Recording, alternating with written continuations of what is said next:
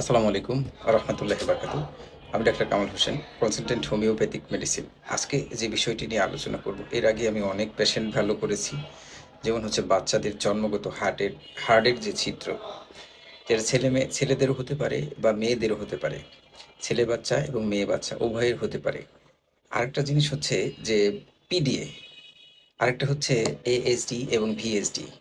ASD arterial septal defect বাচ্চাদের, যেমন হার্টের উপরের যে চেম্বার থাকে, এখানে জন্মগত ছিদ্র থাকে। এখানে কারো ছিদ্র ৪ থাকতে পারে, ৪ বা ৫ বা ৬ এর বেশি থাকতে পারে, বা ৭ থাকতে পারে, ৮ থাকতে পারে। আর ভিএসডি হচ্ছে ভার্টিকুলার সেপ্টাল ডিফেক্ট। এটা হচ্ছে হার্টের যে চেম্বার, নিচের যে চেম্বারে থাকে, এই নিচের চেম্বারের ঠিক মাঝখানের যে ছিদ্রটা, এটা থাকে। কিছু কিছু ছেলে মেয়েদের আপনার হার্টের জন্মের পরপরই দুই উপরেও থাকতে পারে ছিদ্র, ভিতরেও থাকতে পারে। আবার হচ্ছে যে পিডিএ যে ছিদ্রটা হচ্ছে প্যাটেন্ট ডাক্টস আর্টারিস, সাধারণত বন্ধ হয়ে যায়। এটা যদি বন্ধ না হয়, খোলা থাকে, তাহলে কি আমরা এটাকে পিডিএ বলি, যেমন প্যাটেন্ট ডাক্ট আর্টারিস। এটার কারো কারো ছিদ্র, যেমন এটা হচ্ছে আপনার কারো ৯ থাকতে পারে, কারো ৫ থাকতে পারে, ৬ থাকতে পারে। এই ধরনের পেশেন্ট সাধারণত যে অপারেশন বা ওপেন হার্ট করার জন্য বলা হয়। তো আমি বলব যে হোমিওপ্যাথিতে কিছু জার্মানি মেডিসিন রয়েছে। এই জার্মানি মেডিসিনের মাধ্যমে যদি ট্রিটমেন্ট করা হয়, ৩ থেকে ৪ মাসের মধ্যে আপনার বেবি সুস্থ হয়ে যাবে ইনশাআল্লাহ। এবং আপনার ইয়ে করা লাগবে না, ওপেন হার্ট করা লাগবে না ইনশাআল্লাহ।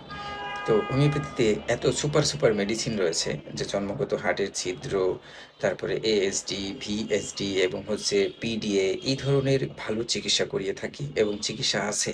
হোমিওপ্যাথিতে ভালো চিকিৎসা রয়েছে।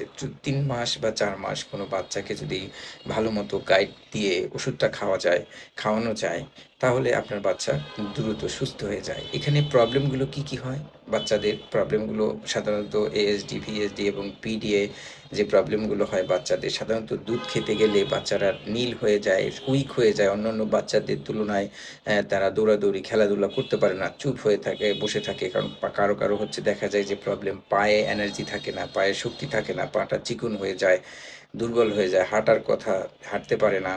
তারপর হচ্ছে যে মাথাটা বড় হয়ে যায়, শ্বাস নিতে কষ্ট হয়। এই ধরনের প্রবলেম বাচ্চাদের দেখা যায়। যখন এই ধরনের প্রবলেম দেখা হয়, তখন হচ্ছে ডাক্তার দেখালে, ডাক্তাররা যখন আপনাকে ইসিজি, ইকো করতে দেয়, মানে বিশেষ করে ইকো করলে সাধারণত এটা ধরা পড়ে। তারপর ব্লাড টেস্ট করলেও অনেক সময় ধরা পড়ে। তো যাদের এই সমস্যা রয়েছে, বিশেষ করে এই সমস্যাগুলো যখন গার্ডিয়ানরা শুনতে পারেন, বাবা-মা শুনতে পারেন, তখন অনেক কষ্ট পান, আকাশ ভেঙে পড়ে তাদের মাথায়।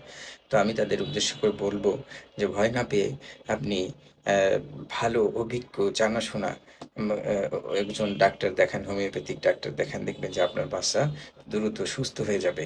আর বিশেষ করে বাচ্চাদেরকে চিপস, কোক, আইসক্রিম, প্যাকেটজাত দ্রব্য যেগুলো আছে, এগুলো একদম খাওয়ানো যাবে না সকল বাচ্চাদেরকে।